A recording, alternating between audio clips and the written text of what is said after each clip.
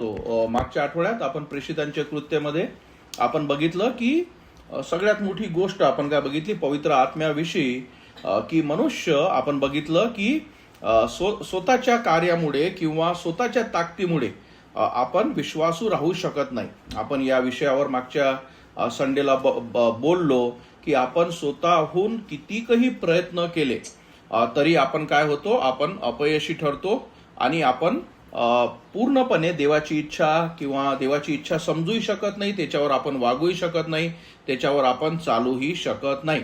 आणि म्हणून देवाने आपल्याला काय दिलं, जे तारणाच्या दिवशी देवाने आपल्याला एक अशी पॉवर म्हणजे अशी एक शक्ती जी आपल्याला विश्वासू राहण्यासाठी मदत करते. आणि म्हणून आपण पवित्र आत्म्याविषयी मागच्या आठवड्यात आपण काय केलं, सगळ्या गोष्टी आपण बघितल्या की पवित्र आत्मा कसा मनुष्याला सहाय्य करतो.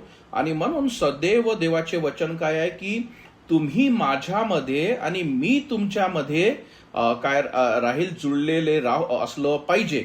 आणि म्हणून आपण एक उदाहरण सुद्धा घेतलं आहे फांदीचं आणि जे डांग असते झाडाची आणि ते फांदी हा सदैव त्याच्या संग जुळली असते.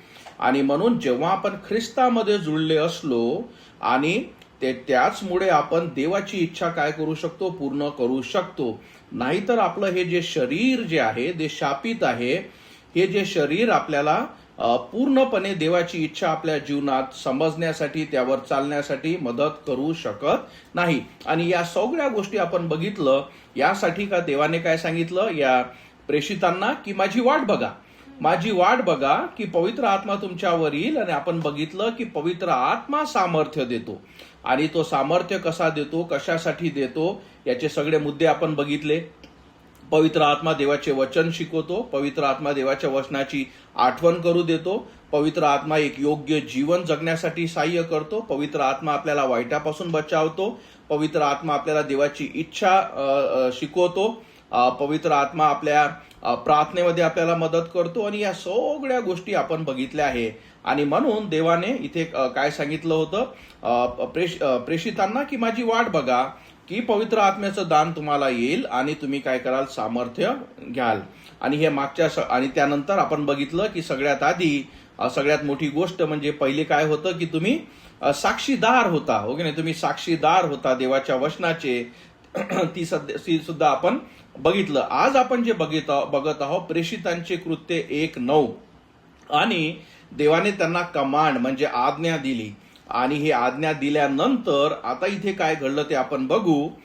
असे सांगितल्यावर त्यांच्या डोळ्यासमोर तो वर घेतला गेला आणि मेघांनी त्यास दृष्टी आड केले. आता इथे या वचनावर आपण मनन करू की असे सांगितल्यावर त्यांच्या डोळ्यासमोर म्हणजे काय झालं की येशू ख्रिस्ताने त्यांना आज्ञा दिली आणि त्यांच्या समोर प्रभू येशू ख्रिस्त हा पुनरुत्थान झालेला आणि त्याने जे प्रत्येकाला आपण बघितलं किती लोकांना त्याने दर्शन दिले.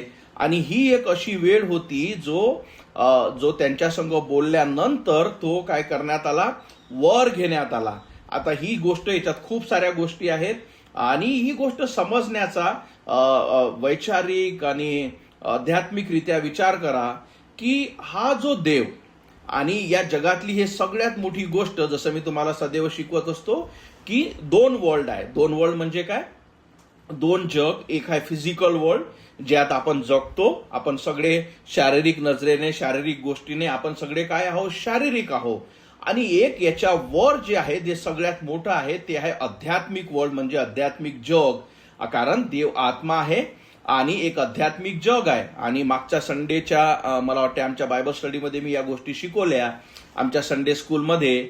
जसे शारीरिक जग आपण कशाने बघू शकतो, शारीरिक डोळ्याने, बरोबर. आपण फील करू शकतो, आपण ऐकू शकतो, आपल्याला खूप साऱ्या सेन्सेस आहेत आणि आपण चव घेऊ शकतो, आपण बघू शकतो. अशा सगळ्या गोष्टी या दुनियातल्या आपण काय करू शकतो, कारण आपण शारीरिक आहोत म्हणून हे शारीरिक जग आपण सहजरित्या सगळ्या गोष्टीचा अनुभव घेऊ शकतो. जसे तुम्ही आणि मी आपण झूमद्वारे ऐकत आहोत, तुम्ही माझा आवाज कानाद्वारे ऐकत आहात, व्हिडिओद्वारे मी तुमच्या संग बोलत आहोत. तर हे काय आहे, विजिबल म्हणजे दिसणारं आणि हे शारीरिक एक जग आहे ज्याच्यात आपला जन्म झाला. हे आहे शारीरिक युग किंवा शारीरिक जग. आणि एक जे सगळ्यात मोठं आणि उंच जे आहे ते म्हणजे काय, आध्यात्मिक, म्हणजे स्पिरिच्युअल वर्ल्ड, म्हणजे जिथे देव राहतो. आपण जसं शारीरिक गोष्टी आपण डोळ्याने बघतो, तसं इथे असताना आध्यात्मिक गोष्टी ज्या आहेत त्या फक्त आणि फक्त काय शिकलो आपण, की विश्वासाने आपण बघू शकतो. म्हणून देव म्हणतो की विश्वासाशिवाय तुम्ही माझ्याकडे येऊ शकत ना. जे एथियस असतात, एथियस म्हणजे काय, जे विश्वास ठेवतात का देव नाही आहे, ते सुद्धा देव नाही हा जो विश्वास जो आहे ते ठेवतात यासाठी की कारण त्यांचा हा विश्वास नाही का देव नाही, बरोबर. आणि म्हणून विश्वास ठेवल्याशिवाय कुठलाच मनुष्य देवाजवळ येऊ शकत नाही. एथियस जो असतो, ज्याला नास्तिक आपण म्हणतो, तो हा विश्वास ठेवत नाही का देव आहे, आणि म्हणून त्याला नास्तिक असं म्हटलं जातं. त्याला असं काही वाटत नाही का स्पिरिच्युअल वर्ल्ड असेल, आध्यात्मिक जग असेल किंवा देव कुठेतरी असेल, आणि म्हणून त्या गोष्टीवर तो अविश्वास ठेवतो. मी तुम्हाला एक सुंदर गोष्ट सांगतो. नास्तिक होण्यासाठी जो विश्वास लागतो, कारण तोही विश्वासच आहे, बरोबर. जसा आपला विश्वास आहे की देव आहे, तसा त्यांचा सुद्धा विश्वास आहे का देव नाही. विश्वास प्रत्येक गोष्टीमध्ये लागतो. पण एक गोष्ट लक्षात ठेवा, देव नाही आहे हा विश्वास ठेवण्यासाठी फार मोठा विश्वास लागतो. कारण तुम्हाला ह्या सगळ्या गोष्टी, की जेवढं तुम्ही हे जग शरीराने बघता आणि हा विश्वास ठेवणे का याचा निर्माण करताच नाही, ही गोष्ट या गोष्टीवर अविश्वास ठेवण्यासाठी फार मोठा विश्वास लागतो. म्हणजे याच्यापेक्षा सोपी हे आहे का मी विश्वास ठेवते का देव आहे. समजत आहे मी तुम्हाला काय बोलत आहे. आणि म्हणून आपण त्या गोष्टीकडे एखाद्या वेगळ्या टाइमवर त्या एथियस किंवा नास्तिक यांच्यावर वेगळं आपण बोलू. पण सांगण्याचं माझं म्हणणं तुम्हाला की हे फार सोपी आहे की विश्वास ठेवणे की देव आहे, बरोबर. आणि म्हणून जसं तुम्ही जेव्हा आपण स्वतःकडे बघतो आणि अद्भुतरित्या देवाने जे आपली निर्मिती केली आहे, आपले डोळे आणि आपलं ऐकणं, आपलं बोलणं, आपल्या सेन्सेस, आपलं सगळ्या गोष्टी ज्या आहेत इतक्या अद्भुतरित्या देवाने बनवल्या आहेत, आणि असा विचार करणे का याचा कुठलाच निर्माण करता नाही, हा सगळ्यात मोठा मूर्खपणा आहे. आणि म्हणून मी तुम्हाला म्हटलं, देव न असणे या गोष्टीला मानण्यासाठी फार मोठा विश्वास लागतो. त्यापेक्षा सोपी आहे की देव आहे या गोष्टीवर विश्वास ठेवणे. पण आपला मुद्दा हा आहे का आध्यात्मिक वर्ल्ड, बरोबर, जे आपल्याला देवाच्या शब्दातून आपल्याला कळतं स्वर्ग, आपल्याला कळतं देव आहे. आणि या आध्यात्मिक दुनियेतून हे विचार करा, या आध्यात्मिक दुनियेतून ज्या देवाने तुम्हाला आणि बनवलं, बरोबर, ज्या देवाने आपल्याला निर्मिती केली, हा देव 2000 वर्षाआधी त्याचं आध्यात्मिक जग, त्याचं आध्यात्मिक सिंहासन सोडून काय झाला, या शारीरिक या जगात तुमच्या आणि माझ्यासाठी आला. आजचा जो मुद्दा याच्यावर थोडंसं आपण बोलू, तो या जगात तुमच्या आणि माझ्यासाठी आला. तो या जगात एक पवित्र जीवन जगला. या जगाला त्याने काय सत्याचा मार्ग दाखवला. आपल्या तुमच्या आणि माझ्यासाठी त्याने एक देवाचं वचन सांगतं की देव त्याने स्वतःला काय एंजल्स किंवा मनुष्यापेक्षाही स्वतःला काय केलं, कमी केलं, आणि आपल्यासाठी तो नम्र झाला. तुमच्या आणि माझ्यासाठी त्याने क्रुसावर आपला प्राण दिला. आपल्या पापाची सगळी शिक्षा त्याने घेतली आणि तो तिसऱ्या दिवशी पुनरुत्थित झाला. आणि या जगात असताना त्याने जे शिकवणी दिली, आणि इथे स्पष्टरित्या जे आपण समजत आहोत का त्याने 12 शिष्य निवडले, बरोबर. तेव्हा तुम्ही नव्हते, मी नव्हते, 12 शिष्य निवडले. त्यांना त्यांनी ट्रेन केलं आणि या सगळ्या गोष्टी झाल्या. आता हा जो देव जो आध्यात्मिक दुनियेतून बाळ बनून मनुष्याचा जन्म घेऊन या पृथ्वीवर आला, आपली स्वतःची नव्हे तर तो म्हणतो की मी माझ्या पित्याची इच्छा पूर्ण करण्यासाठी आलो, आणि देवाने त्याला दिलेलं आपलं पूर्ण कार्य पूर्ण केलं. आणि त्याने आता काय होत आहे की त्यांच्या डोळ्यासमोर जे शिष्य त्याने ट्रेन केले, हाच जो देव, बरोबर, हाच जो देव मनुष्य बनून या पृथ्वीवर जो आला, आता तो वर घेण्यात आला. म्हणजे आध्यात्मिक जगातून देवाचा पुत्र. आणि म्हणूनच मी जसं तुम्हाला सांगत असतो की जेव्हा तुम्ही प्रभू येशू ख्रिस्ताच्या जीवनाविषयी जेव्हा तुम्ही अधिक शिकाल, अधिक समजाल, एक लक्षात ठेवा, तुमच्या आणि माझ्या जीवनात जो सगळ्यात मोठा एक हेतू असला पाहिजे म्हणजे काय? सगळ्यात जास्त ख्रिस्ताविषयी मला माहीत असणं, की ख्रिस्त कोण आहे, ख्रिस्त काय आहे, ख्रिस्त कसा जगला, त्याची शिकवणी काय आहे, त्याचे गुणधर्म काय आहे, आपला देव किती पवित्र आहे, त्याचा खरेपणा काय आहे, त्याची डॉक्ट्रिन, त्याची शिकवण काय आहे. तुमच्या आणि माझ्या जीवनाचा जो एकमेव हेतू असला पाहिजे ते म्हणजे ख्रिस्ताला समजणे, ते म्हणजे ख्रिस्ताला ओळखणे, आणि एकदा ओळखल्यानंतर अधिक त्याच्याविषयी जाणणे. आणि म्हणून ही सगळ्यात मोठी एक गोष्ट आहे की जो आपला निर्माण करता, जो आपला तारणारा सुद्धा झाला, त्या देवाला तुम्ही ओळखणे. आणि म्हणून पॉल काय म्हणतो एका वचनात, माझ्या जीवनाचं सगळ्यात मोठं लक्ष काय आहे? जो प्रभू येशू ख्रिस्त देवाचा पुत्र, ज्याने माझ्यासाठी आपला प्राण दिला, त्याला अधिक मी ओळखावे. आणि म्हणून तुम्हाला सांगतो, जी एक सगळ्यात मोठी इच्छा तुमची असली पाहिजे ते म्हणजे काय? की मी ख्रिस्ताला अधिक ओळखणे. म्हणून मी तुम्हाला सदैव चॅलेंज करत असतो का दरवर्षी आपण, किंवा हा महिना संपला मागचा आणि नवीन महिना झाला, अधिक तुम्ही देवाच्या वचनाविषयी, अधिक तुम्ही देवाविषयी हे आपण काय केलं पाहिजे? वाढत असलो पाहिजे. आणि म्हणून मी तुम्हाला सदैव ख्रिस्ताविषयी अधिक माहिती, जे आपल्याला देवाचं वचन शिकवतो. जसं मी तुम्हाला आता सहज आपण हे बोललो की कसं आध्यात्मिक जगातून जे फक्त आणि फक्त आपण विश्वासाने बघू शकतो. आणि म्हणून लक्षात ठेवा की कोणीच देवाला बघितलं नाही, बरोबर? कोणीच देवाला बघितलं नाही. आणि जेव्हा जुन्या करारामध्ये जेव्हा पिता यहोवा देव जेव्हा मोशे संग बोलत होता, बरोबर, आणि मोशेनं त्याला विनंती केली की मला तुला बघायचं आहे, तर देवाने त्याला काय म्हटलं? कोणीच मनुष्य मला बघू शकत नाही, जर तू मला बघशील तर तू मरशील. म्हणजे याचा अर्थ कुठलाच मनुष्य देवाला बघून जिवंत राहू शकत नाही, कारण देव पवित्र आहे आणि आपण पापी आहो, आणि म्हणून कुठलाच मनुष्य देवाला बघू शकत नाही. पण त्याच्यानंतर जेव्हा 2 वर्ष आधी, किंवा आपल्यासाठी 2 वर्षाआधी जेव्हा देवाचा पुत्र प्रभू येशू ख्रिस्त आला, त्याने काय केलं? मनुष्याचं रूप घेतलं. आणि म्हणून त्याच्याद्वारे, म्हणून हे जे सगळे जे वचन तो म्हणतो की माझ्याद्वारे, मी मध्यस्थी, मी मार्ग, मी सत्य, मी जीवन, म्हणजे, आणि तो म्हणतो की जेव्हा तुम्ही मला बघितलं तुम्ही पित्याला बघितलं. जेव्हा तुम्ही माझे वचन ऐकता तुम्ही पित्याचे वचन ऐकता. जेव्हा तुम्ही माझ्यावर विश्वास ठेवता तुम्ही पित्यावर विश्वास ठेवता.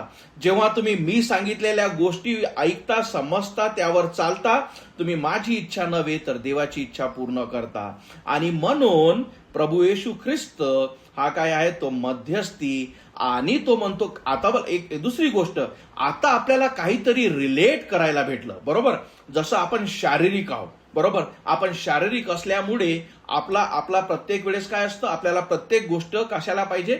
म्हणजे आपल्याला विश्वास ठेवण्यासाठी आपल्याला सेन्स करतो आपण. एकतर आपण त्याच्याविषयी ऐकतो, किंवा आपण त्याला स्पर्श करतो, किंवा त्याला आपण काय करतो? आपण बघतो, किंवा आपण त्याला सेन्सेस यूज करतो. म्हणून काही ना काही रिलेटिव्ह म्हणजे काय असतं?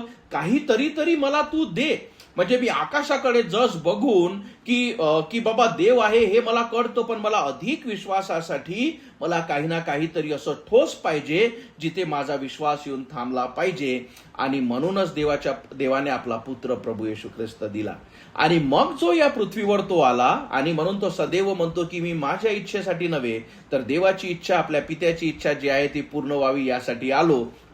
आणि त्याने आपलं कार्य 3.5 वर्ष, विचार करा, 3.5 वर्ष देव आध्यात्मिक जग सोडून मनुष्य बनून या पृथ्वीवर आला, आणि त्याने आपल्यामध्ये वस्ती केली. आणि आपल्यामध्ये वस्ती केल्यानंतर त्याने आपलं कार्य जेव्हा पूर्ण केलं, आणि त्याने 12 शिष्य जे निवडले, आणि त्यांना जे त्याने ट्रेन केलं, आणि ट्रेन केल्यानंतर त्याने त्यांना आश्वासन दिलं की माझी वाट बघा, कारण पवित्र आत्मा तुमच्यावर येईल आणि तुम्हाला सामर्थ्य प्राप्त होईल. आणि हे सांगितल्यानंतर हाच देवाचा पुत्र वर घेण्यात आला. म्हणजे जर तुम्हाला समजतं आपण का चालतो आणि हे आपल्या पृथ्वीवर टिकून राहतो, कारण ग्रॅव्हिटेशनल फोर्स आहे ना, त्याला काय गुरुत्वमान शक्ती जे मराठी शब्द आहे बरोबर, त्याच्यामुळेच आपण काय असतो पृथ्वीकडे ओढल्या जातो, म्हणून आपण चालू शकतो, कारण त्याला ग्रॅव्हिटेशनल फोर्स जो मन असतो. आणि हा देवाचा पुत्र त्या सगळ्या गोष्टी विरुद्ध आकाशात वर घेण्यात आला. आणि म्हणून या लोकांसाठी विचार करा, जसं समजून घ्या तुम्ही आणि मी ते शिष्य आहोत. विचार करा, आता ज्या देवाला आपण बघितले, ज्याच्यासाठी तुम्ही आपलं घरदार सोडलं, कारण हे जे सगळे प्रेषित होते किंवा देवाचे शिष्य होता, एखादा मासे पकडणारा, एखादा डॉक्टर होता, एक जकातदार होता आणि टॅक्स कलेक्टर होता, हे सगळे विविध नोकऱ्यामध्ये किंवा काम करणारे लोक, ज्यांनी आपला व्यवसाय सोडला, ज्यांनी आपले कुटुंब सोडले आणि ज्यांनी आपल्या सगळ्या गोष्टी सोडून देवाच्या पुत्रामागे आले आणि त्याच्यापासून शिकवणी घेतली, आणि हाच देवाचा पुत्र आता त्यांच्या समोरून निघून जात आहे बरोबर. आणि म्हणून जसं एक तुम्हाला उदाहरण देतो, खूपदा आपल्याकडे काही लोक येतात, आपले जवळीक लोक येतात, आपल्या कुटुंबातील लोक येतात, जे दुसऱ्या जागी समजा ड्युटी करतात किंवा नोकरी करतात, आणि जेव्हा ते आपल्याला सोडून जातात बरोबर, आता ते आपल्याला सोडून जात आहे आणि आपल्याला त्या वेळेसच काय होतं एकदम की अरे आता हा व्यक्ती माझ्यामधून जात आहे, मला सोडून जात आहे. पण इथे सगळ्यात मोठी गोष्ट म्हणजे या लोकांनी आपलं पूर्ण जीवन त्या शिष्यांनी देवासाठी दिलं, आणि आता देवाचा पुत्र त्यांच्या डोळ्यासमोर काय घेण्यात जात आहे, उचलल्या जात आहे. आणि म्हणून प्रेषितांचे कृत्य 1:9 म्हणतं, असे सांगितल्यावर त्यांच्या डोळ्यासमोर तो वर घेण्यात आला. आणि म्हणून तुम्हाला मी जे सांगत असतो की देवाचे वचन वाचत असताना जेव्हा तुम्ही वाचता, जेव्हाही तुमची स्वतःची पर्सनल बायबल रीडिंग तुम्ही जेव्हा करता, हे वचन वाचणे बरोबर, प्रत्येक वचन वाचणे, त्याच्यावर मनन करणे. जसं मी तुम्हाला मागे उदाहरण दिलं होतं की आपण जसा घास घेतो बरोबर, जेवणाचा घास आपण खाल्ल्याबरोबर गटकन पोटात टाकत नाही, तो अटकून जाईल बरोबर. आपण त्याला काय करतो, चिविंग करतो. चिविंग म्हणजे काय असतो, त्याला आपण चावतो किंवा त्याला आपण त्याला काय करतो, छोटा करतो त्याच्यावर, आणि त्याच्यामुळे काय होतं, चिविंग मध्ये काय होतं की तुम्हाला त्या गोष्टीची टेस्ट येते बरोबर. की हा जो घास घेतला, तुम्हाला जे जेवण आवडत असेल तर त्या घासाचा काय घेतो आपण, आस्वाद घेतो, त्या पदार्थाचा आपण आस्वाद घेतो, तुम्हाला तो टेस्टी लागतो बरोबर. आणि त्यानंतर थोड्या वेळ चिविंग केल्यानंतर आपल्या तोंडात त्याला चावल्यानंतर मग आपण त्याला गिळतो. तर हे काय झालं, तुमचं शारीरिक भोजन. आणि जसं देवाच्या पुत्राने काय म्हटलं, मनुष्य फक्त अन्नाने नव्हे तर देवाच्या मुखातून निघणाऱ्या प्रत्येक शब्दाने जगावा. तसंच जेव्हा देवाचं वचन तुम्ही ऐकता आणि जेव्हा तुम्ही वाचता, स्पेशली म्हणून मी तुम्हाला काय सांगितलंय, जे आपण मी तुम्हाला पुस्तक पाठवलं आहे त्याच्यात वचन कसे वाचणे आणि किंवा पाठ कसे करणे याच्यावर काही त्याच्यावर गोष्टी लिहिलेल्या आहेत. पण सोप्यारित्या सगळ्यात महत्व काय, शांततेत बसणे, एकाग्रतेत बसणे आणि आपल्या अवतीभोवतीचा कल्ला या सगळ्या गोष्टीपासून दूर राहणे. तसंच तुमच्या मनातलं सुद्धा वादळ, तुमच्या विचाराचं सुद्धा वादळ, याला सुद्धा शांत ठेवणे. आणि म्हणून सकाळचा जो वेळ असतो तो फार छान असतो. आणि जेव्हा तुम्ही एकटे बसता आणि जेव्हा देवाचे वचन तुम्ही वाचता, आणि हे जे चिविंग म्हणजे जे जेवणाविषयी मी तुम्हाला सांगितलं, तसंच देवाच्या वचनाविषयी मनन करणे, ते शांतपणे पहिले वाचणे, हळुवार पहिलेपणे वाचणे, आणि तो काय बोलत आहे, काय तो सांगत आहे, ती परिस्थिती काय आहे, आणि हे लोक देवाचं वचन आपल्या संग काय बोलत आहे, या सगळ्या गोष्टी जेव्हा तुम्ही एकाग्रता करून त्या गोष्टी वाचता, त्याला कुठं खरं बायबल रीडिंग म्हणतं. त्याला कुठं काय करतं, ती गोष्ट तुम्हाला काय करेल, मदत करेल. आणि म्हणून हे सदैव हे जे प्रिन्सिपल्स आहे बायबल रीडिंगचे, आणि स्वतःला त्या गोष्टीवर ठेवून बघणे आणि त्याचा संदर्भ शिकणे. जसं आपण बघितलं आता की कसं यांच्या समोर देवाचा पुत्र तो वर घेण्यात आला, आणि त्याच्याद्वारे काय होतं, हे याला म्हणतात मनन करणे. आणि याच्याद्वारे तुम्ही देवाविषयी, देवाच्या वचनाविषयी आणि त्याच्याविषयीच्या विश्वासाविषयी तुम्ही काय करता, त्याच्या वचनात तुम्ही वाढता. आणि म्हणून पुढे आपण बघू, आणि मेघांनी त्यास दृष्टीआड केले. आणि 10वं वचन, नंतर तो जात असता ते आकाशाकडे निरखून पाहत होते. म्हणजे विचार करा, ते पाहत आहे की अरे हा वर घेण्यात आला. म्हणजे आपण बघितलं की याच्या आधी हे त्याला काय विचारत होते की आता तरी तुझं जे राज्य आहे ते प्रस्थापित तू करणार का? तर देवाने म्हटलं त्या गोष्टीकडे तुम्ही लक्ष देऊ नका, ते पित्या ठरवेल, पण आता मी जे तुम्हाला सांगत आहे त्या गोष्टी तुम्ही करा. आणि हे करत असताना सगळ्या गोष्टी असताना काय झालं, यांच्या डोळ्यासमोर तो घेण्यात आला. आणि म्हणून हे काय करत असतील अक्षरशः की अरे हे कसं झालं, हा देवाचा पुत्र आपल्यापासून वर आकाशात घेण्यात आला, ढगा आड झाला. आणि म्हणून मी तुम्हाला सांगण्याचा प्रयत्न करत आहो की विश्वासाने, बरोबर, की शारीरिक जगातून जसं आपण देवाचं पहिलं येणं, आता या गोष्टीकडे लक्ष द्या, खूप महत्वाच्या. पूर्ण जुना करार काय सांगत आहे तुम्हाला, कशासाठी सगळ्या गोष्टी झाल्या, का देवाचं पहिलं येणं, बरोबर. देवाचं पहिलं येणं म्हणजे काय, म्हणून यशया आणि प्रत्येक जो संदेष्टा तो काय सांगत होता, येशू ख्रिस्ताच्या जन्माविषयी, येशू ख्रिस्ताच्या जीवनाविषयी, येशू ख्रिस्ताच्या मरणाविषयी, येशू ख्रिस्ताच्या पुनरुत्थानाविषयी. आणि या सगळ्या गोष्टी जुन्या करारात ज्या लिहिण्यात आल्या होत्या त्या कशाविषयी दिलेल्या होत्या, की प्रभू येशू ख्रिस्ताचं पहिलं येणं. आणि जेव्हा त्याचा यरुसलेममध्ये आणि त्या सगळ्या गोष्टी आपण नवीन करारात बघतो, ते त्याचं पहिलं येणं हे काय झालं, कम्प्लीट झालं. ते काय झालं, कम्प्लीट झालं. आणि पूर्णपणे त्याने सगळ्या गोष्टी केल्या. आता देवाचं दुसरं येणं. आणि म्हणून मी तुम्हाला सदैव सांगत असतो की पहिल्यांदा तो आला, तो म्हणजे काय, देवाचा कोकरा, जो आपल्या पापांसाठी, या जगाच्या पापासाठी आणि जगासाठी तारणाचा मार्ग उघडण्यासाठी, अनेकांना अनंताची भेट देण्यासाठी आणि देवाचं कार्य करण्यासाठी या पृथ्वीवर आला. आणि दुसऱ्यांदा जो येणार आहे तो न्यायासाठी. तो तेव्हा देवाचा कोकरा राहणार नाही, तर तो सिंहासारखा आपल्या सिंहासनावर आणि आपल्या राज्यासोबत, आपल्या वैभवासोबत तो काय होईल, त्याचं दुसरं येणं राहील. आणि म्हणून त्याला आपण काय म्हणतो, सेकंड कमिंग ऑफ क्राइस्ट. पहिलं कमिंग किंवा पहिलं येणं हे झालेलं आहे.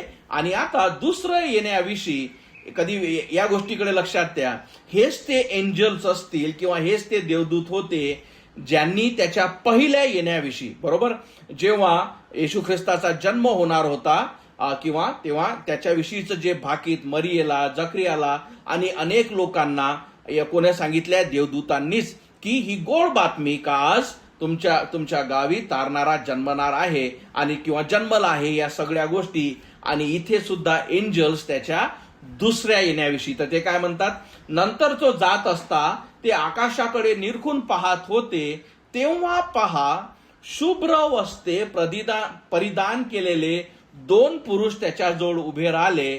आणि आता 2 पुरुष म्हणजे हे काय, एंजल्स त्यांच्यासोबत उभे राहिले. आणि ते असे बोलले, आणि काय बोलले, अहो गालिलालकरांनो, तुम्ही आकाशाकडे का पाहत उभे राहिले आहात.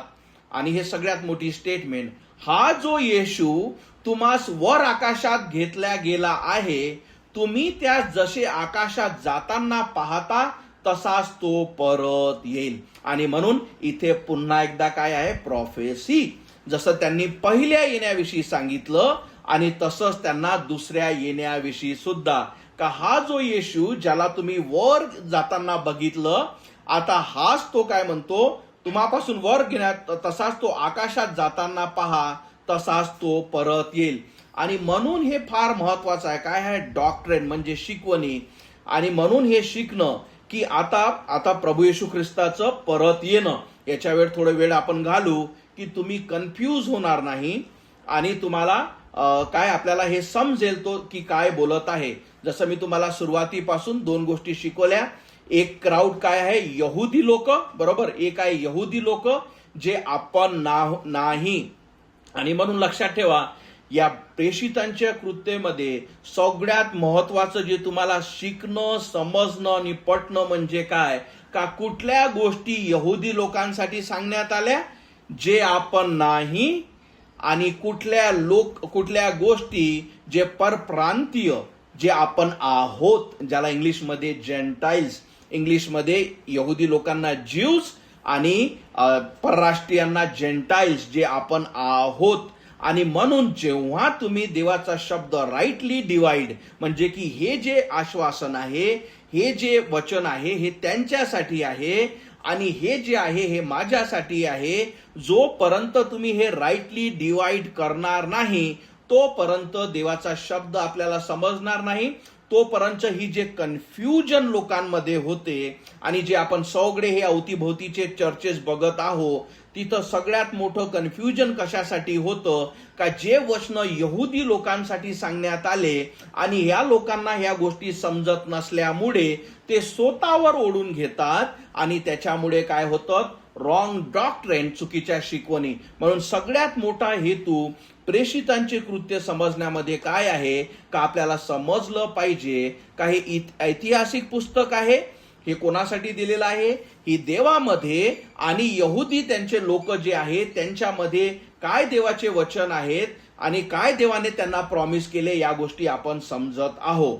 आणि म्हणून इथे आता एक लक्ष द्या, यहुदी म्हणजे पेत्र आणि हे त्याचे शिष्य काय होते यहुदी, आणि यांना तो सांगत आहे, देवदूत सांगत आहे की तुमच्यासाठी जो आता पुन्हा येणारा आहे, जसे तू आता बघा फक्त एवढंच म्हटलं काय तर त्याच्या सगळ्या गोष्टी समजून घ्या.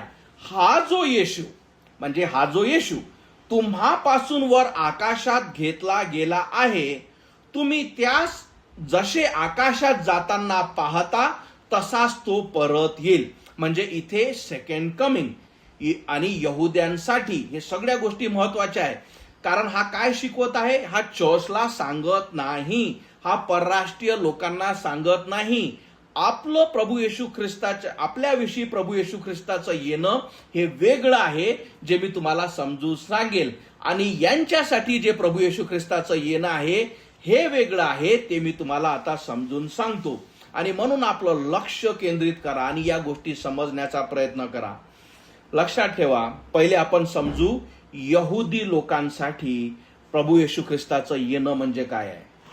तर आपण जसं बघतो का जसा प्रभू येशू ख्रिस्त पहिल्यांदा पृथ्वीवर आला आणि आपण बघतो की यहुदी लोकांनी काय केलं, त्याला नकारलं म्हणजे काय, त्याला काय सांगितलं की तू देव असूच शकत नाही, तू पाप्यांमध्ये राहतो, तू आमच्यासारखा दिसतो आणि कुठलाच मनुष्य स्वतःला देव म्हणू शकत नाही. आणि जेव्हा प्रभू येशू ख्रिस्ताने म्हटलं का मीच देवाचा पुत्र आहे आणि त्याच्याचमुळे इस्रायल जो देवाने निर्माण केलेला राष्ट्र जो आहे तो काय केला, या लोकांनी येशू ख्रिस्ताला काय केलं, रिजेक्ट केलं. बरोबर. म्हणूनच यहुदी लोकांनी प्रभू येशू ख्रिस्ताला क्रुसावर टांगलं. बरोबर. कारण त्यांनी त्याला रिजेक्ट केलं. कोणी रिजेक्ट केलं, यहुदी लोकांनी प्रभू येशू ख्रिस्ताला रिजेक्ट केलं. मग आता जेव्हा तुम्ही, हे सगळ्यात महत्वाचं आहे, मी सोप्या रीत्या तुम्हाला समजून सांगत आहे म्हणून लक्ष असू द्या. म्हणून आज जेव्हा तुम्ही इस्रायलमध्ये जाता आणि जर तुम्ही येशू ख्रिस्ताविषयी सांगाल तर तुमचा काय करण्यात येईल, विरोध करण्यात येईल, तुम्हाला कदाचित काही शिक्षा सुद्धा करण्यात येईल. म्हणून आज जे यहुदी इस्रायल लोक जे आहेत ते काय करतात, त्यांच्यापाशी फक्त जे बायबल आहे ते फक्त जुना करार आहे. नवीन करार किंवा न्यू टेस्टिमेंट जे आहे ते लोक मानत नाही. जर तुम्ही येशू ख्रिस्तालाच मानत नाही, नवीन करारच येशू ख्रिस्ताविषयी आहे, तर मग तुम्हाला नवीन कराराची गरज नाही. समजलं त्यांची आध्यात्मिक स्थिती काय आहे करंटली. म्हणजे आता पुन्हा एकदा पण आपण मग आता प्रश्न येतात, पण यशायाने तर सांगितलं की ख्रिस्त येणार आहे, पण सगळ्या जुन्या करारामध्ये तर हे सांगण्यात आलं की तारणारा येणार आहे. मग म्हणून हे लोक जर जो येऊन गेला त्याच्यावर विश्वास ठेवला नाही, याचा अर्थ हे काय करत आहेत, तर हे अजूनही ख्रिस्ताची वाट बघत आहे. समजत आहे. कारण जो येऊन गेला, जो येशू होता त्याला आम्ही मानत नाही. बरोबर. तो ख्रिस्त नाही, आम्ही आजही ख्रिस्ताची वाट बघत आहे. आणि म्हणून याच गोष्टीचा फायदा उचलून, बरोबर, या गोष्टीचा फायदा उचलून काय होणार आहे की जो शैतान आहे तो काय करणार आहे, अँटी क्राइस्ट म्हणजे ख्रिस्त विरोधी. लक्षात ठेवा एक सुंदर गोष्ट, जेव्हा तुम्ही सत्य नकारता, बरोबर, याचा अर्थ तुम्ही खोटं एक्सेप्ट करता. कोणीच व्यक्ती न्यूट्रल राहत नाही. जेव्हा तुम्ही सत्य नकारता याचा अर्थ तुम्ही काय करता, आता तुम्ही जे खोटं आहे त्याला स्वीकारता. तुम्ही ख्रिस्ताला नकारलं आणि आता तुमच्यासाठी जो ख्रिस्त विरोधी जो आहे तो उभा केला जाईल. आणि म्हणून यहुदी लोक काय करत आहे आज? ते वाट बघत आहे की आमचा तारणारा येणार आहे, जो तारणारा येऊन गेला, बरोबर. आणि म्हणून आता हे लोक काय करत आहे? जे मंदिर जे आहे, जे निवास मंडप जुन्या करारात जे प्रस्थापित करण्यात आलं, ते पुन्हा हे लोक बांधत आहे. आणि एकदा ते निवास मंडप जेव्हा बांधण्यात येईल तेव्हा सैतान जे आहे, आता आपण प्रकटीकरणाविषयी थोडंसं ऐकत आणि समजत आहोत, काय करणार आहे? एक ख्रिस्त विरोधी म्हणजे काय? की असा एक व्यक्ती म्हणजे जो तुमच्या आणि माझ्यासारखा असेल, बरोबर, एक शरीरामध्ये, आणि सैतान त्याला पॉवर देईल आणि याला शक्ती देईल का तो मोठ्या मोठ्या मिरॅकल करू शकशील. आणि तो काय करेल? जगात शांती आणण्याचा प्रयत्न करेल. आणि काय करेल? या यहुदी लोकांना तो फसवेल आणि स्वतःच तो काय करेल? लक्षात ठेवा, सैतान का झाला? कारण त्याची इच्छा आहे का माझी वर्शिप किंवा माझी उपासना झाली पाहिजे, बरोबर. आणि मग तो या यहुदी लोकांपासून स्वतःची उपासना करून घेईल. आणि जेव्हा तो या देवाचं जे निवास मंडप आहे, ज्याला इंग्लिशमध्ये टॅबरनॅकल म्हणतात, जेव्हा ते यरुशलेममध्ये प्रस्थापित होईल आणि तो काय करेल? स्वतःच्या उपासनेसाठी जो जुन्या करारामध्ये बलिदान देत होते, कशाविषयी? तर पापाच्या अर्पणाविषयी. आणि असं करता करता जेव्हा तो एक जो न स्वीकारलेला म्हणजे जो असतो डुकराचा जो बलिदान असतो, जो कधीच वेदीवर टाकल्या जात नाही, आणि तो जेव्हा करायला लावेल तेव्हा कुठं यांना कळेल का आपण फसलो. आणि हा ख्रिस्त विरोधी आता यहुदी लोकांना, ज्याला तो शांतीचं मुकुट घेऊन त्यांना फसवण्यासाठी आला, आणि हे फसले का तूच आमचा ख्रिस्त आहे.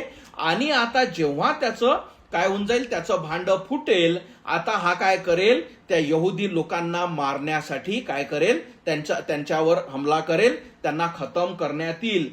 आणि हे जेव्हा धावतील, बरोबर. आणि म्हणून जेव्हा मत्तय 24 मध्ये जेव्हा तुम्ही ऐकता की असं होईल की दोघातला एक घेण्यात येईल, जेव्हा तो म्हणतो की तेव्हा देवाचा प्रकोप या पृथ्वीवर येईल, जेव्हा तो म्हणतो की हा प्रकोप तुम्हाला सहन करता यावा म्हणून मी दिवस लहान करेल, तो म्हणतो की हे किती वाईट होईल ज्या बाया, ज्यांना लहान मुलं जे आजही दूध पित आहेत, म्हणजे सांगण्याचं तात्पर्य ते शब्द वचनाचं की हे किती वाईट किंवा गंभीर परिस्थिती राहील का एक जी स्त्री जे आपल्या बाळाला पाजत आहे आणि या पृथ्वीवर जगात देवाचा प्रकोप येत आहे, या अशा सगळ्या गोष्टी घडतील. आणि हे लोक, कारण देवाचे लोक आहेत, आणि हे आपला जीव वाचवण्यासाठी पडतील.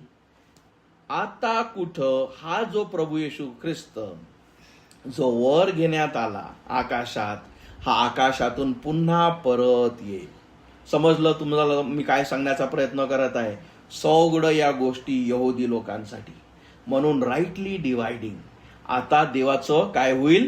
त्यांच्यासाठी पहिलं येणं. कारण तुम्ही पहिला येशू जो आला त्याला तुम्ही नकारलं, तुम्ही ख्रिस्त विरोधी घेतला. जे मी तुम्हाला सांगितलं की जेव्हा तुम्ही सत्य नकारता, तुम्ही काय करता? खोट्याला स्वीकारता. आणि या सगळ्या गोष्टीपासून वाचवण्यासाठी, कारण देवाने त्यांना प्रॉमिस केलं का मी तुम्हाला सोडणार नाही, बरोबर. त्याने अब्राहमाला प्रॉमिस केलं आणि देवाचे वचन, देवाचे प्रॉमिस कधीच बदलत नाही. आणि म्हणून हा देवाचा पुत्र पुन्हा यहुदी लोकांना वाचवण्यासाठी ख्रिस्ती विरोधीपासून, अँटी क्राइस्ट पासून त्यांना तो वाचवेल. आणि तो आपलं काय करेल? आपलं राज्य इस्रायलमध्ये, बरोबर. म्हणून हे जे लोक, यहुदी लोक, येशू ख्रिस्ताला काय विचारत होते? मागच्या आठवड्यात काय आपण बघितलं का? तुझं राज्य कधी येईल? आणि तेव्हा कुठं तो प्रभू येशू ख्रिस्त त्या मंदिरावर, बरोबर, आपलं इस्रायलमध्ये दाविदाच्या सिंहासनावर काय करेल? आपला थ्रोन म्हणजे त्याचं सिंहासन प्रस्थापित करेल आणि तिथून त्या इस्रायलमधून पूर्ण जगावर राज्य करेल. समजलं तुम्हाला? इथे तुम्ही आणि मी कुठंच नाही. हे राईटली डिवाइड करणं म्हणजे योग्यरित्या या गोष्टीचं विभाजन करणं खूप महत्वाचं आहे. कारण आपण काय शिकवत आहोत की का हे सगळे चर्चेस कन्फ्युजन मध्ये चुकीच्या शिकवणी करतात. आता हे तुम्हाला यहुदी लोकांविषयी शिकलं, मग तो आपण कुठं आहे, बरोबर. आता आपण, म्हणून मी तुम्हाला सांगितलं आतापर्यंत आपण सगळं यहुदी लोकांचं ख्रिस्त कसा येणार आहे म्हणून इथे जे एंजल्स आहे त्यांनी जेव्हा या शिष्यांना सांगितलं की हा जो येशू वर घेण्यात आला, हा जसा वर घेण्यात आला तसाच तो काय म्हणतो, आकाशात जाताना पाहता तसाच तो परत येईल आणि क्लाउडमध्ये तो येऊन काय करेल, या लोकांना, तो यहुदी लोकांना वाचवेल. आता आपण बघू आपल्याविषयी, बरोबर. कारण सगळ्यात महत्वाचं काय, हे तर ठीक आहे, माझ्याविषयी काय आहे, मला काय करायचं आहे, माझा रोल काय आहे, बरोबर. मी यहुदी नाही, मी ज्यूज नाही, बरोबर, मी जेंटाईल्स आहो, मग तुमचं आणि माझं काय. आता इथे कुठं आपण आता समजू चर्च काय आहे, बरोबर. म्हणून मी तुम्हाला सांगितलं, लक्ष द्या, समजून घ्या गोष्टी. आता ही गोष्ट आपण बघू, बरोबर. देवाने सांगितलं राज्य सध्या नाही, थांबा, बरोबर.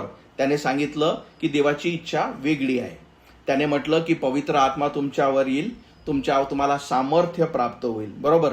आणि नंतर आपण पुढच्या आठवड्यामध्ये या स्टोरी जरी बघू, पण तुम्हाला थोडक्यात की तुमचा रोल काय, तुमच्यासाठी प्रभू येशू ख्रिस्ताचं येणं काय, इथे मी कुठे बसते, या देवाच्या प्लॅनमध्ये मी कुठे आहे. कारण तुम्ही म्हणता की सगळं यहुदी लोकांसाठी आहे आणि हे मला समजलं, मी ऐकलं, पण माझा रोल काय आहे हे समजणं महत्वाचं आहे, बरोबर.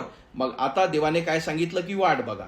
आणि मग आपण बघतो पुढे चालून आपण समजू का पेंटिकोस्ता दिवस आला, काय झालं, देवांनी त्यांना पवित्र आत्मा दिला, त्यानंतर या लोकांनी सुवार्ता सांगितली, बरोबर. आणि ती सुवार्ता जेव्हा सांगितली ते सुद्धा यहुदी लोकांसाठी सुद्धा सांगितली, कारण सगळ्या गोष्टी यहुदी लोकांसाठी होत आहे. ते अन्य भाषा बोलू लागले, जे ऐकणारे आहेत ते आपली भाषा समजू लागले, त्या सगळ्या गोष्टी आपण पुढे बघू. पण सगळं यहुदी लोक सेव्ड होत आहे, त्यांचं तारण होत आहे, ते बॅप्टिझम घेत आहेत आणि चर्चची प्रस्तावना होत आहे. इथेही तुम्ही आणि मी कुठेच नाही, अजून नाही, बरोबर. त्यानंतर पुढे चालून, बरोबर, मग आपण जेव्हा पानं पलटू प्रेषितांचे कृत्यमध्ये, आणि आपल्याला एक स्टोरी माहित होते, कुठली, कॉर्नेलियसची, बरोबर. हा कोण होता, कॉर्नेलियस. मराठीमध्ये त्याला कॉर्नेलिया, जेही त्यांचं संभाषण किंवा ट्रान्सलेशन असेल, इंग्लिशमध्ये त्याला कॉर्नेलियस असं म्हणतात सोप्यारित्या. तर आता हा एक डिवोट व्यक्ती, बरोबर, हा यहुदी नाही. आता काय झालं, आता आपण बघतो का देवदूत त्याच्या घरी आला आणि देवदूताने त्याला सुवार्ता नाही सांगितली. त्याला काय सांगितली, पेत्राकडे जा, तुझे लोक पेत्राकडे पाठवा. पेत्राचा ऍड्रेस त्याला सांगण्यात आला आणि तिथं पेत्र, बरोबर. आता पेत्र कधीच हे लोक, यहुदी लोक सोडून कोणासपाशी कधीच त्यांची जायची इच्छा नव्हती, कारण पूर्ण बायबल यहुदी लोकांसाठी आहे. यहुद्यांचा, एक सोप्या रीते मी तुम्हाला सांगतो, यहुद्यांचा देव जो आहे तो आपला तारणार आहे, बरोबर. मग आणि म्हणून या लोकांचं कधीच यांना हे वाटलं नाही का हा आमचा देव आहे, बरोबर. यांना ही जेलसी की आमचा प्रभू आहे, यहुदी लोकांचा देव आहे, आणि ह्या परराष्ट्रीयांना, यांना काय घेणं देणं, यांचे तर मातीचे गोट्याचे जेही देव आहेत, देवादेवी हे मानतात, यांच्यापाशी कुठं. पण लक्षात ठेव, देवाने सगळ्या लोकांना बनवलं. प्रभू येशू ख्रिस्त प्रत्येकासाठी मारण्यात आला, फक्त यहुद्यान लोकांसाठीच नाही. आणि तिथे ही गोष्ट पटवून देण्यासाठी त्याने काय केलं, त्याला माहित होतं आता पेत्राला सुवार्ता सांगणं आवश्यक आहे, बरोबर. आणि म्हणून आपण जो दृष्टांत प्रेषित कोणाला झाला, पेत्राला. कुठला दृष्टांत झाला ते सुद्धा पुढे आपण बघू, पण तरी तुम्हाला ही गोष्ट संदर्भ समजावा. त्याला आकाशातून चादर दिसली, बरोबर, तुम्हाला आठवत असेल ही जर गोष्ट माहित आहे. आणि त्याला काय दिसले, काही प्राणी दिसले, आणि त्याला देवाचा आवाज आला का खा, आणि तो म्हणतो की मी हे खाऊ शकत नाही, कारण जुना करारामध्ये तसे त्यांना नियम होते का जे देवाने काय सांगितले, जे जानवर देवाने सांगितले की त्यांचं मीठ खायचं नाही, ते खायचं नाही. पण देवाने त्या दृष्टांताद्वारे त्यांना म्हटलं की ज्या गोष्टींना आता मी सांगत आहे खा, म्हणजे तू खाऊ शकतो. आणि हा दृष्टांत त्यांना झाला. कॉर्नेलियसचा शिपाई त्यांच्या घरी आला पेत्राने, आणि पेत्राला हा दृष्टांत झाला. पेत्र आता त्यांच्या घरी गेला. त्यांच्या घरी गेल्यावर पेत्राने आणि त्याला विचारलं, कारण मला कशासाठी बोलावलं तू. तर कॉर्नेलियसनं त्याला सांगितलं की माझ्या घरी देवदूत आला, स्वप्नामध्ये देवदूत आला, त्याने मला ही गोष्ट सांगितली का मी लोक तुझ्यापाशी पाठवावे. तिथं पेत्राला एक दृष्टांत झाला की त्याचं मन बनवण्यात आलं का देव म्हणतो की हो तुला आता करावं लागेल. आता पेत्र कॉर्नेलियस जवळ आला आणि आता पहिल्यांदा परराष्ट्रीयांसाठी काय करण्यात आली, सुवार्ता सांगण्यात आली. कॉर्नेलियस आणि त्याचं कुटुंब तारण्यात आलं, बरोबर. पहिल्यांदा जेंटाईल्स, म्हणून प्रेषितांचे कृत्य 2 जिथे आपण आपल्या अमरावती आपल्या भारतामध्ये हो की नाही पेंटिकॉस्ट डे बरोबर आणि आमचं पेंटिकॉस्टल चर्च आहे आणि आम्ही ते लोक जसे टंग्स मध्ये बोलतो आम्ही तसे बोलत आहो आणि आम्ही अपॉसल्स आहो बरोबर. आता हे जेव्हा तुम्ही सत्य ऐकता तुम्हाला कळतं की अरे याच्यातलं काहीच नाही रे आपलं. दुसरी गोष्ट तुम्हाला गरज नाही, आपल्याला ख्रिस्ताची गरज आहे. आम्हाला चमत्काराची अन्य भाषाची अपॉसल स्वतःला म्हणून देण्याची गरज नाही. आपल्याला एक गरज आहे ते म्हणजे ख्रिस्ताच्या कृपेची. पण त्याच्यापेक्षा मी तुम्हाला संदर्भ शिकवत आहे बरोबर की आपला प्लॅन कुठे आहे, आपण कुठे आहे या प्लॅनमध्ये देवाच्या बरोबर. आणि कॉर्नेलियसच्या घरी ते लोक तारण्यात आले आणि या सगळ्या गोष्टी आपण बघू. आणि त्यानंतर काय झालं, त्यानंतर पहिल्यांदा परराष्ट्रीयांपाशी सुवार्ता झाली. तुम्हाला ही गोष्ट पटावी म्हणून पुढे जरी आपण बोलू, तुम्हाला माहित आहे काय झालं असेल, विचार करा, समजून घ्या. तुम्ही तुमच्यातले प्रत्येक लोक तुम्ही यहुदी या ओके, विचार करा. मी तुम्हाला प्रत्येक गोष्ट समजून सांगतो. तुमचा जेव्हा देव आहे बरोबर, तुम्हाला त्या गोष्टीविषयी जेलसी आहे का हा माझा देव आहे बरोबर, आमचा देव आहे. आणि समजून घ्या तुम्ही ते प्रेषिता, तुम्ही प्रत्येक लेडीज किंवा जे तुम्ही त्यावेळेस तुम्ही प्रेषिता. आता जेव्हा समजून घ्या तुमच्यातली एक व्यक्ती, तुम्ही ज्या लेडीज किंवा जेंट्स आहे तुमच्यातला एक जो व्यक्ती आहे तो एका परराष्ट्रापाशी गेला बरोबर आणि त्याने त्याला सुवार्ता सांगितली आणि ते लोक तारल्या गेले. आता समजून घ्या ते तुमचे जो ग्रुप आहे यहुदी लोकांचा, त्यांना काय झालं, त्यांना हे माहीत पडलं. आता हे काय म्हणतील, तू त्यांच्या घरी कशाला गेला, तुला कोणी या गोष्टी सांगितल्या, तुला कोणी करायला लावलं. या सगळ्या गोष्टी आपण पुढे बघणार आहोत. म्हणूनच प्रेषितांचे कृत्य हे महत्वाचं आहे. आणि मग त्याने काय सांगितलं, पूर्णाचा पूर्ण दृष्टांत, कसं कॉर्नेलियस आला, कसं मला दृष्टांत आला, कशी आकाशातून मी चादर बघितली, कसं देवाने म्हटलं का ज्या गोष्टी मी तुला खायला सांगत आहे तुम्ही खा, त्याच्याद्वारे देवाने मला काय शिकवलं, काय सांगितलं की तू परराष्ट्रीयपाशी जाऊ शकतं. आणि तेव्हा तिथे त्याने पहिल्यांदा म्हटलं का जे दानं सारखे मला आपल्याला भेटले तेही त्यांना भेटले. आणि त्या लोकांनी मग मानलं की देवाची इच्छा ही होती. आणि तेव्हा कुठं काय झालं, सेवेचं कार्य, कृपेने विश्वासाद्वारे तारणाचं कार्य परराष्ट्रीयांसाठी उघडण्यात आलं. मी तुम्हाला सांगतो ही गोष्ट फार महत्वाची आहे. अनेक लोक फसले आहेत. अनेक लोक त्यांना समजत नाही का कुठली गोष्ट कशासाठी आहे. आणि चर्चेस ऑफ चर्चेस फसून जातात. कारण योग्यरित्या बरोबर पॉल तिमोथीला काय म्हणतो, प्रत्येक शास्त्रलेख देवाच्या प्रेरणेने दिल्यामुळे तो काय कशासाठी दिला आहे, राईटली डिवायडिंग, वाईटाचा निषेध, सत्य समजणे, योग्य जीवन जगणे, सत्य ओळखणे, या सगळ्या गोष्टीसाठी देवाचा शब्द दिलेला आहे का तुम्हाला योग्यरित्या कळावा. तरीही पुढे आपण बघू, कारण आपला मग देवाच आपण काय बघत आहोत की देवाचं मग माझ्यासाठी येणं काय आहे. आणि मग जेव्हा कृपेचा पिरियड ओपन करण्यात आला, आता जेव्हा चर्चमध्ये पहिल्या फर्स्ट चर्च म्हणजे काय असते की 2000 वर्षाआधी जेव्हा पहिल्यांदा सुवार्ता सांगण्यात आली आणि जेव्हा लोक तारण्यात आले तेव्हा ते यहुदी लोक होते. पण जेव्हा यांना कळलं की परराष्ट्रीय सुद्धा आत घेतल्या जाऊ शकतात आणि मग परराष्ट्रीय सुद्धा चर्चेसमध्ये घेण्यात आले आणि चर्चची सुरुवात झाली. आणि पॉल नावाचा देवाने काय केला, एक जो यहुदी व्यक्ती होता त्याचं तारण झालं आणि त्याला विशेषरित्या तुमच्या आणि माझ्यासाठी प्रेषित म्हणून पाठवण्यात आलं. म्हणून पेत्र काय होता, यहुद्यांचा प्रेषित. पॉल जो होता तो परराष्ट्रीयांचा प्रेषित. आणि त्याने आपल्याला काय केलं, त्याने तो जिथं मिशनरी जर्नी, म्हणजे पुन्हा एकदा पहिलं चर्च लक्षात ठेवा, जेरुसलेम चर्च, या जगातलं सगळ्यात पहिलं चर्च जे होतं ते होतं जेरुसलेम चर्च. त्याचा जो पास्टर होता तो म्हणजे प्रभू येशू ख्रिस्ताचा शारीरिक भाऊ, म्हणजे जेम्स जो होता, याकोब ज्याला आपण मराठीत म्हणतो, हा पहिला पास्टर यरुसलेम चर्चचा. आणि त्याच्याद्वारे त्या यरुसलेम चर्चद्वारे पौलाला परराष्ट्रीयापर्यंत पाठवण्यात आलं. म्हणून तो रोमला गेला, म्हणतो काय गलती करासला इफिशियन्सला गेला, म्हणून तो करिंथला गेला, म्हणून तो कोलोशियन्सला गेला आणि तिथे त्याने देवाची सुवार्ता सांगितली. आणि विचार करा, पुन्हा एकदा अजून विचार करा. आता हे जे लोक तारण्यात आले, परराष्ट्रीय लोक, यहुदी लोकांची तर तुम्हाला माहित आहे की जुन्या करारामध्ये जी त्यांची प्रार्थना पद्धत किंवा त्यांची उपासना पद्धत, हे तर आपल्याला जुना करार माहित आहे. पण जे परराष्ट्रीय होते, बरोबर, हे मूर्तीपूजक आणि अनेक अनेक देवाने आणि या गोष्टीने वाईटाने हे काय होते, हे लोक, कारण यांच्यापाशी सत्य नव्हतं आणि यांना ख्रिस्ताची सुवार्ता सांगण्यात आली. काय सांगण्यात आलं असेल? अरे, यरुसलेम मध्ये तुम्हाला माहित आहे की देवाचा पुत्र प्रभू येशू ख्रिस्त हा स्वर्गातून आला, तिथे जन्मला आणि त्याने तुमच्या आणि माझ्यासाठी, आपल्या पापासाठी तो तुमच्या आणि माझ्यासाठी मारण्यात आला, तो गाळण्यात आला, तिसऱ्या दिवशी मरणातून उठला, त्याने तुमच्या पापाची सगळी शिक्षा स्वतःवर घेतलेली आहे.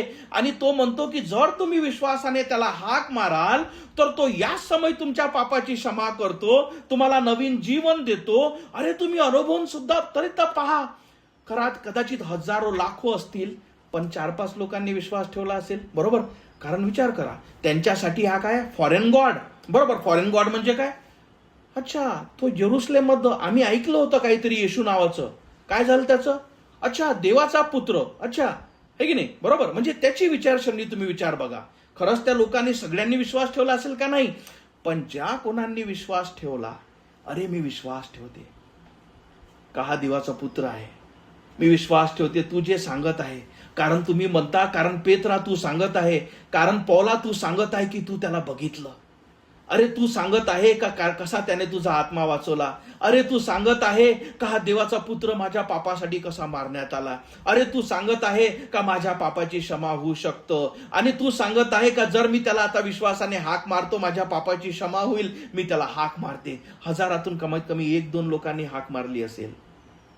तो तारण्यात आला, त्याला ख्रिस्त समजला, बरोबर. तो परराष्ट्रीय ख्रिस्ती झाला. आता हे लोक विचार करा पुन्हा एकदा, मूर्तीपूजक लोक, बरोबर. त्यांना काहीच माहित नाही ना आता का ख्रिश्चन लाईफ कसं जगावं. तुमच्या आणि माझ्यासाठी आपण चर्चेसमध्ये जन्म घेतो, तुमच्या आणि माझ्यासाठी पास्टर आहे, बायबल आहे, पलटवतो, सगळ्या गोष्टी सांगणाऱ्या आहे, बरोबर. त्यांच्यासाठी विचार करा का हो, म्हणजे मी माझा जो देव होता, ज्याला मूर्तीला मी देव म्हणत होतो, आकाशातल्या देवीला देव म्हणत होतो, हे सगळं मी सोडलं कारण मला ख्रिस्ताने वाचवलं. मग आता पुढं काय, कसं जगावं, ख्रिस्ती जीवन कसं जगावं, काय मी केलं पाहिजे. आणि म्हणून या सगळ्या प्रश्नाचं उत्तर देण्यासाठी, योग्य ख्रिस्त जीवनसाठी पॉल काय करत होता, त्यांना पत्र लिहित होता. करिन्थकरास पत्र, रोमकरास पत्र. रोमकरास म्हणजे जेव्हा मी रोमला आलो, तुम्ही जे लोक तारण्यात आले, तुमच्यासाठी मी हे प्रश्नाचं तुमचे उत्तर लिहित आहे. गलतीकरास पत्र म्हणजे जेव्हा मी गलतीकरासला आलो आणि तो म्हणतो, तिच्या लोकांचं नाव घेतो, जेव्हा तुम्ही वाचाल की अरे ही स्त्री आणि हिच्या घरी मी सुवार्ता सांगितली. आणि तुम्हाला माहित आहे त्या काळात चर्चेस जे होतं ते अक्षरशः फक्त घरी, जसं आम्ही अमरावती बॅप्टिस्ट चर्च घरात घेतो, बिल्डिंगा नव्हत्या. बिल्डिंग हा कन्सेप्ट अमेरिकेद्वारे आला, ते एक दुसरा प्रश्न आहे, दुसरा विषय आहे. पण सगळ्यात मोठं काय, हा घरी घरी जायचा, एखादे लोक कुटुंब तारल्या जायचं, ते त्याचा शेजारी बोलवायचा, त्याचा शेजारी यायचा, ते लोक यायचे आणि चर्चची निर्मिती व्हायची. तिथं 20-25-30 जितकेही लोक ते तारल्या जायचे आणि त्यांचे प्रश्न, हो की नाही, की अरे मग मी मेल्यानंतर माझं काय होणार, बरोबर. आणि अनंताचं जीवन कसं भेटणार, प्रभुभोजन काय आहे, बॅप्टिझम काय आहे आणि ह्या गोष्टी काय आहे. आणि मग या सगळ्या गोष्टीविषयी काय करण्यात आले, पत्र लिहिण्यात आले. तुमचं आणि माझं जीवन, ख्रिश्चन जीवन, हे जेही पत्र पौलाने 20-21 दिले आहे, जर मी तुम्हाला हे सगळ्या गोष्टी सांगितल्या, त्या जर तुम्हाला समजल्या असेल, तुम्हाला कळत असेल, म्हणून तुम्ही आणि मी परराष्ट्रीय आहोत. आपण यहुदी नाही, आपण सब्बात दिवस पाळत नाही, आपण निवास मंडपात जाऊन बळी देत नाही, आपल्या पापासाठी आपण बकरा किंवा या गोष्टी कापत नाही, जो यहुदी धर्म होता, बरोबर. मग कसं माहित आपण काय कसं जीवन, मग त्यासाठी पत्र दिलं आहे. म्हणून जे पहिले ख्रिस्ती जे झाले परराष्ट्रीय, त्यांना पौलाने पत्र लिहिले. म्हणून तुमची आणि माझी जे ही शिकवणी आहे ते कुठून आली पाहिजे, सगळं पौलाने लिहिलेल्या पत्राद्वारे. हे समजणं फार महत्वाचं आहे. हे जिथे आपल्याला समजत नाही आणि मग मोठे मोठे पास्टर स्क्रीनवर उभे होतात, मोठ्या मोठ्या टेलिव्हिजनवर उभे होतात, बरोबर, मोठ्या मोठ्या चर्चेसमध्ये, आणि वर्सेस इकडल्या तिकडे जे फक्त यहुदींसाठी आश्वासन आहे. दुसरी गोष्ट, सैतान जाणतो की यांना माहीत नाही, आणि आपला जो पापी शरीर आहे, आपल्याला तर आशीर्वादाची आणि चमत्काराची इच्छाच आहे, बरोबर. आणि इथे लोक फसून जातात, कारण त्यांना माहीत नाही की देवाचे वचन राईटली डिवायडिंग म्हणजे काय, कुणासाठी काय सांगितलेलं गेलं आहे. पुन्हा एकदा 8 मिनिटं राहिले, पण आपण पुन्हा एकदा मुद्दा विसरू नाही, सेकंड कमिंग. बरोबर, आपण त्यांच्याविषयी बघितलं की कसा ख्रिस्ती विरोधी पासून त्यांना वाचवण्यासाठी देवाचा पुत्र येणार आहे. आता हे जे परराष्ट्रीय जे चर्चमध्ये घेण्यात आले, बरोबर, याचा आता ही गोष्ट समजण्याचा प्रयत्न करा. म्हणजे देवाचं जे राज्य ख्रिस्त यहुदी इस्रायलमध्ये असताना जे प्रस्थापित करणार होता, कारण त्यांनी ख्रिस्ताला रिजेक्ट केलं, म्हणजे त्यांना काय दिलं आहे, थांबा. त्यांना रिजेक्ट करण्यात नाही आलं, तर त्यांना थांबण्यासाठी सांगितलं. बरोबर, कारण तुम्ही जेव्हा देवाला रिजेक्ट करता, आता तुम्हाला कारण देव न बदलणारा परमेश्वर आहे आणि तो त्याचे वचन पाळणारच, पण तुम्हाला आता काय करणार आहे, कारण तुम्ही देवाला विरोध केला म्हणून तुम्हाला ट्रिब्युलेशन म्हणजे काय, जे येणारा देवाचा प्रकोप आहे त्याच्यातून तुम्हाला जावं लागेल. पण त्याच्यामुळे देवाने काय केलं, त्यांना थांबा दिला आणि परराष्ट्रीयांसाठी म्हणजे चर्च ओपन केलं, जे मी तुम्हाला सगळ्या गोष्टी आता समजून सांगितल्या. आता त्यांचं जे थांबा आहे तो काढण्याच्या आधी देव काय करेल, आता हे जे चर्च आहे, चर्च म्हणजे काय असतं, चर्चमध्ये कधीच बिल्डिंग नव्हे. आपल्या माइंडमध्ये सदैव बांधून ठेवा, church is never building. Church काय आहे, जो ही व्यक्ती ख्रिस्तावर विश्वास ठेवतो, आपल्या पापांची क्षमासाठी त्याला हाक मारतो, देव त्याची प्रार्थना ऐकतो, पवित्र आत्मा त्याच्यामध्ये देतो. हे खंडर जे आपलं शरीर, पापी शरीर आहे, देवाचा आत्मा दिल्यामुळे काय होतं, हे इथे देव राहतो. चर्च म्हणजे मंदिर म्हणजे काय असतं, जिथे देव राहतो. आज या पूर्ण जगात देव कुठे राहतो, देवाचा आत्मा कुठे राहतो, जो ही व्यक्ती तारलेला आहे. बरोबर, म्हणून चर्च म्हणजे काय, प्रत्येक तारलेला व्यक्ती. समजलं. आणि मग पुन्हा एकदा, जेव्हा देव त्यांच्यावर प्रकोप आणण्याच्या आधी, बरोबर, कोणावर प्रकोप आणायचा आहे, यहुदी लोकांवर, चर्चवर नव्हे. म्हणून जेव्हाही या पृथ्वीवर प्रकोप येईल, तो चर्चवर राहणार नाही. का, कारण त्याच्या आधी चर्च उचलल्या जाईल. आणि याच्यासाठी पॉल काय म्हणतो, त्या कोरिंथियनमध्ये काय म्हणतो, की ज्या काय कर्णाचा म्हणजे जो आहे, तो जो वाद्य आहे त्याचा आवाज होईल आणि ख्रिस्त जे आपले आहेत त्यांना घेण्यासाठी होईल, जे मेलेले आहेत ते पहिले आणि आपण जे जिवंत आहे ते वर आकाशात घेण्यात येईल. हे झालं ख्रिस्ताचं तुमच्या आणि माझ्यासाठी सेकंड कमिंग. हे कधी होईल, तर देवाचा प्रकोप या जगावर आणि यहुदी लोकांवर येण्याच्या आधी. यहुदी लोकांवर का, कारण तुम्ही जेव्हा पहिल्यांदा ख्रिस्त आला त्याला तुम्ही नाकारलं. आता तुम्हाला देवाच्या प्रकोपातून जावा लागेल. आता तुम्हाला ख्रिस्ती विरोधी तुम्ही तो स्वीकाराल, तो तुम्हाला खतम करेल, अर्ध इस्रायल तबाह केल्या जाईल आणि या सगळ्या गोष्टीतून तुम्हाला जावं लागेल. आणि तेव्हा कुठं देवाचा पुत्र, जे आपण इथे बघितलं, तो तसाच येईल जसा तो आकाशात घेण्यात आला.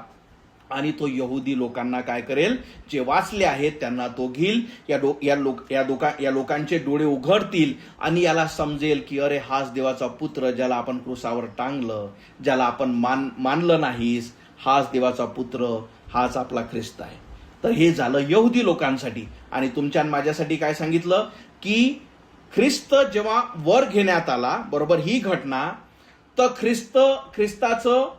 ख्रिस्ताचा प्रकोप यहुदी लोकांवर येईपर्यंत हा जो मधातला पिरियड आहे, याला म्हणतात ग्रेस पिरियड. याला काय म्हणतात, कृपेचा पिरियड. कृपा म्हणजे काय, का कुठलाही व्यक्ती, कुठल्याही जातीचा असो, कुठल्याही रंगाचा असलो, कुठल्याही देशाचा असो, तो विश्वासाद्वारे ख्रिस्ताला हाक मारू शकतो की येशू, मी विश्वास ठेवते का तू देवाचा पुत्र आहे, मी विश्वास ठेवते मी पापी आहे, मी विश्वास ठेवतो की तू माझ्या पापासाठी मारण्यात आला, गाळण्यात आला, तिसऱ्या दिवशी मरणातून उठला. येशू, माझा आत्मा वाचव, माझ्या पापाची क्षमा कर. जोही त्याच्या सुवार्तेवर विश्वास ठेवतो तो वाचवला जातो, तो कृपेमध्ये. म्हणून तारण काय आहे, कृपेने, विश्वासाद्वारे. आणि म्हणून तो या चर्च पिरियड किंवा कृपेच्या पिरियडमध्ये हा जो टाइम आहे, पुन्हा एकदा टाइम कशापासून, तर हा जो येशू वर घेण्यात आला यहुदी लोकांपासून, तर त्यांच्यावर प्रकोप येण्याच्या मधला जो पिरियड आहे त्याला डिस्पेन्सेशन ऑफ ग्रेस म्हणजे काय, कृपेचा कालावधी. तुम्ही आणि मी जे आहो ते कृपेच्या कालावधीमध्ये आहो. आपण परराष्ट्रीय आहो, आपण यहुदी नाही. आणि जेव्हा हा पिरियड संपेल, हा कधी संपेल, कधीही. आता 5:57 झाले, कदाचित 6 वाजता, बरोबर, कारण देव काय म्हणतो, कुणालाच हा टाइम माहीत नाही, फक्त देवाला माहीत आहे. आणि कसं कळेल? जसं कर्णाचा आवाज आकाशात वाजेल, बरोबर, आणि त्याच्यामुळे काय होईल? जसा तो तुतारीचा आवाज वाजेल, जे तारलेले आहेत ते वर घेण्यात येईल आणि ते आकाशात ख्रिस्तासोबत काय करतील? भेटतील आणि ख्रिस्तासोबत ते स्वर्गात घेण्यात येईल. आणि तेव्हाच इमिजिएटली काय होईल? देवाचा प्रकोप या पृथ्वीवर येईल, बरोबर. एक लक्षात ठेवा, पुन्हा एकदा थोडेसे टेक्निकल डिटेल्स आहे, पण समजण्याचा प्रयत्न करा. जेव्हा चर्च घेण्यात आलं, तुम्हाला मी काय सांगितलं? चर्च म्हणजे काय? ज्या व्यक्तीपाशी देवाचा आत्मा आहे. म्हणजे आता पवित्र आत्मा जेव्हा वर घेण्यात येईल, त्याच्यामुळे काय होईल? जो सैतान आहे त्याच्यासाठी काय होऊन जाईल? हे जग आज काय आहे? सैतान जो आहे त्याला काय करण्यात आला? त्याला पूर्ण पॉवर्स नाही या पृथ्वीवर राज्य करण्यासाठी.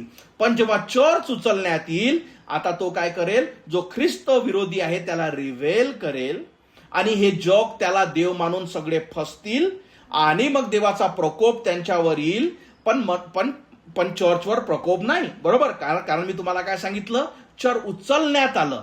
आणि म्हणून हे शिकवण सुद्धा महत्वाची आहे.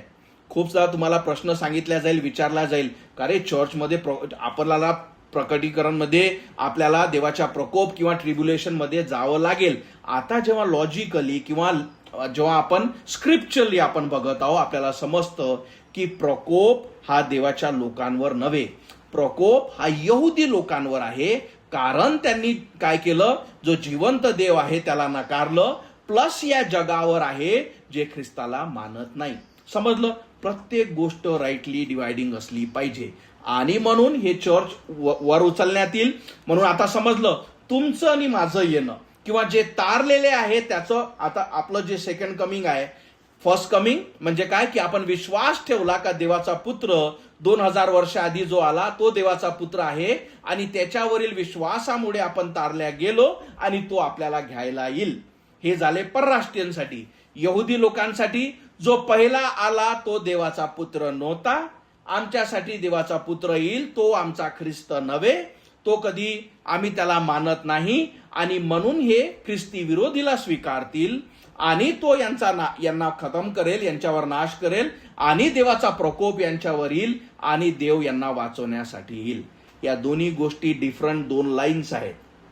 एक यहुदी लोकांसाठी, एक तुमच्या आणि माझ्यासाठी.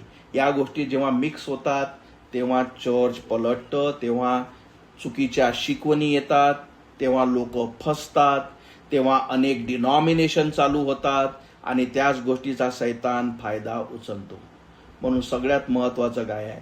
योग्यरित्या समजणे की काय आहे देवाचा शब्द, राईटली डिवायडिंग, की तुम्ही फसवू नये. आणि म्हणून मी प्रयत्न केला आणि सगळ्यात मोठं देवाला धन्यवाद की त्याने सांगण्यासाठी, आणि मी प्रार्थना करतो की तुम्हाला ऐकण्यासाठी, समजण्यासाठी. समजलं नसेल, ही रेकॉर्डिंग आहे, मी पुन्हा पाठवेल.